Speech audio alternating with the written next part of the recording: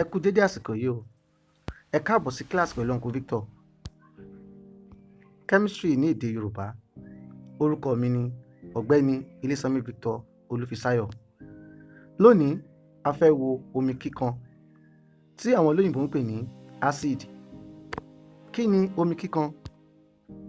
Omi kíkan ní ohunkóhun tí kìí yọ ìdá ìpìlẹ̀ oní àmì àròpọ̀ mìíràn ju hydrogen oní àmì àròpọ̀ ní ìgbà tí ó bá dàpọ̀ mọ́ omi.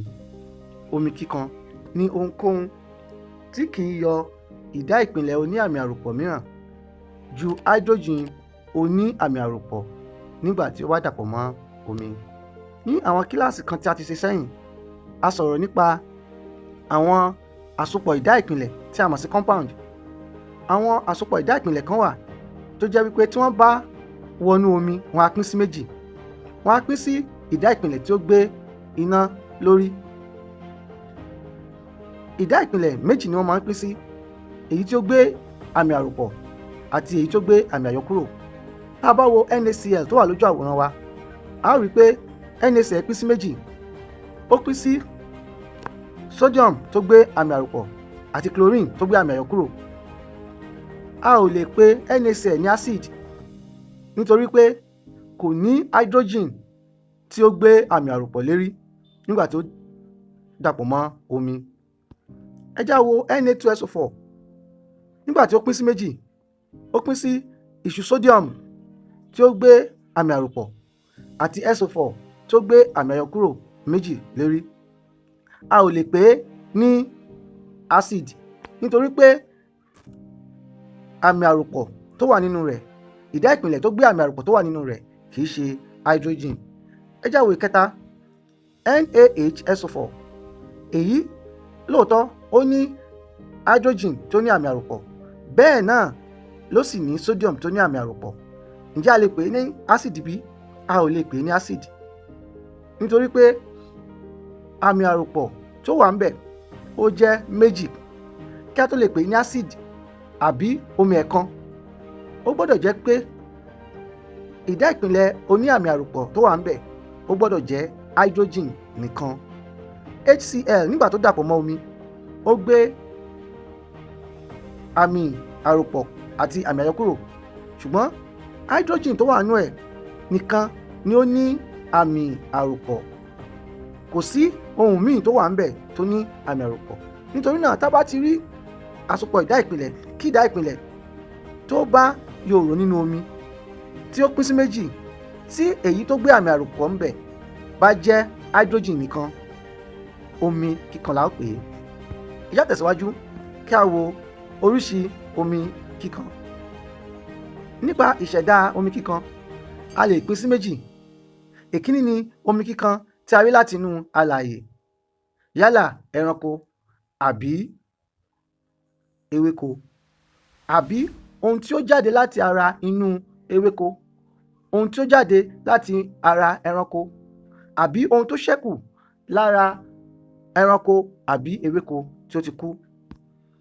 Àpẹẹrẹ, a rí amino láti inú protein, a rí ascorbic láti inú ọsàn. Ẹ ó rí pé tá bá gbìyànjú láti mu ọsàn tí kò tíì pọ́n, a ó rí pé ó kan lẹ́nu. Kí ló mú kó kan? Nítorí pé ó ní ásíìdì ascorbic nínú. Lactic a rí láti inú wàrà. Tá a bá gbé wàrà lẹ̀ fún bí ọjọ́ kan, a ó rí pé yóò kan lẹ́nu. Kí ló mú kan lẹ́nu? Nítorí pé ó ní ásíìdì, èyí tá a pè ní omi kíkan. Citric acid, èyí la rí láti inú èso àjàrà. Àwọn wọ̀nyí àti àwọn ọ̀pọ̀lọpọ̀ ni àwọn omi kíkan tí a rí láti ara ohun alààyè. Ìdàkejì ní omi kíkan tá a ṣẹ̀dá. Àpẹẹrẹ, SO4, omi kíkan SO4 tí a pè ní H2SO4, omi kíkan chlorine, omi kíkan carbon àti omi kíkan bromine. Àwọn wọ̀nyí ni a ṣẹ̀dá nínú laboratory. Ìjà tẹ̀síwájú kí a wo àwọn àmúyẹ omi kíkan tó jẹ́ ti aṣàfihàn, èyí tí olóyìnbó pè ní physical properties of acid. Èkíní ni pé wọ́n máa ń kan lẹ́nu gẹ́gẹ́ bí a ṣe sọ ṣáájú, wọ́n máa ń kan lẹ́nu. Wọ́n máa ń yí aró aṣàfihàn tí a pè ní litmus láti àwọ̀ sánmà sí pupa. Tá a bá fi bébà litmus, ó máa ń pupa, ó sì máa ń ní oní àwọ̀ sánmà tí a pè ní blue.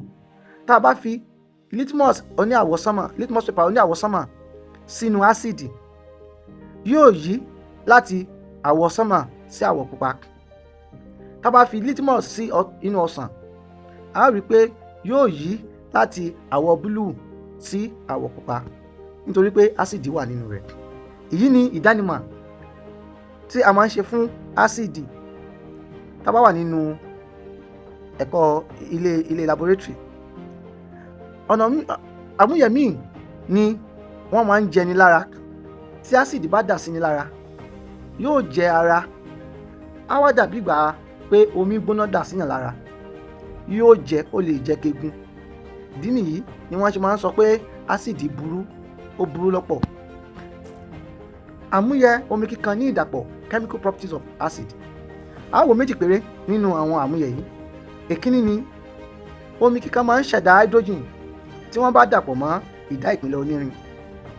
Tá a bá ju irin bí ìṣó, tá a bá jù sínú omi kíkan, a ó rí i pé gáàsì afẹ́fẹ́ hydrogen yóò jáde láti inú rẹ̀. Tá a bá mú zinc tá a jù sínú omi kíkan chlorine, yóò fún wa ní iyọ̀ àti hydrogen. Tá a bá fi ìṣù sodium tá a fi sínú omi kíkan chlorine, a ó rí iyọ̀, sodium chloride àti hydrogen. Àmúyẹ míì tí a tún wò ní omi kíkan máa ń ṣẹ̀dá iyọ̀ àti omi tí wọ́n bá dàpọ̀ mọ́ oní ìkorò. Nígbà tí ohun oní ìkorò bá dàpọ̀ mọ́ omi kíkan, a ó rí i pé yóò gbé omi jáde àti iyọ̀. Nítorí náà, tí omi kíkan sodium bá dàpọ̀ mọ́ omi kíkan chlorine, tí omi oníkóró tí omi oníkorò sodium bá dàpọ̀ mọ́ omi kíkan chlorine, yóò fún wa ní iyọ̀ sodium chloride àti omi. Bẹ́ẹ̀ náà, tí a ó tẹ̀síwájú, a ó wo agbára omi kíkan, the strength of an acid. Omi kíkan pé oríṣi méjì nípa agbára wọn. Oríṣi kìíní ni a pè ní omi kíkan alágbára tí a mọ̀ sí strong acid. Kí ni omi kíkan alágbára? Àwọn omi kíkan alágbára máa ń yọ hydrogen alámì àròpọ̀ inú wọn tán yányán. Wọ́n máa ń yọ ọ́ lẹ̀ tán yányán. Ó túmọ̀ sí pé tí omi kíkan alágbára bá dàpọ̀ mọ́ omi, a ó rí i pé yóò fọ́ sí méjì, yóò fọ́ tán yányán, tó jẹ́ pé àwọn méjèèjì àti hydrogen alámì àròpọ̀ àti èyíkù tó gbé àmì àyọkúrò, wọ́n ó sún fúnra wọn. Àpẹẹrẹ: omi kíkan chlorine àti omi kíkan sulfur àti omi kíkan nitrogen. A lọ sí omi kíkan tó lẹ. Àwọn wọ̀nyí, nígbà tí wọ́n bá wọ omi, wọn kì í pín tán yányán, wọn kì í yọ hydrogen alámì àròpọ̀ nínú wọn tán yányán, nítorí pé àwọn méjèèjì wọn kò fira wọn sílẹ̀ tó bẹ́ẹ̀ náà jù bẹ́ẹ̀ lọ. Àpẹẹrẹ: omi kíkan carbon, omi kíkan sulfur oní oxygen 3, omi kíkan phosphorus oní oxygen 4. A ò ní rí jù báyìí lọ lórí ètò fún tèmi. Ẹ ṣé. Ẹ lè wò wá lórí Facebook, kí ẹ follow wa Uncle Victor, àti kẹ́ wò wá lórí YouTube Uncle Victor, Uncle_Victor. Ẹ ṣé tẹ́ ń gbọ́ wa.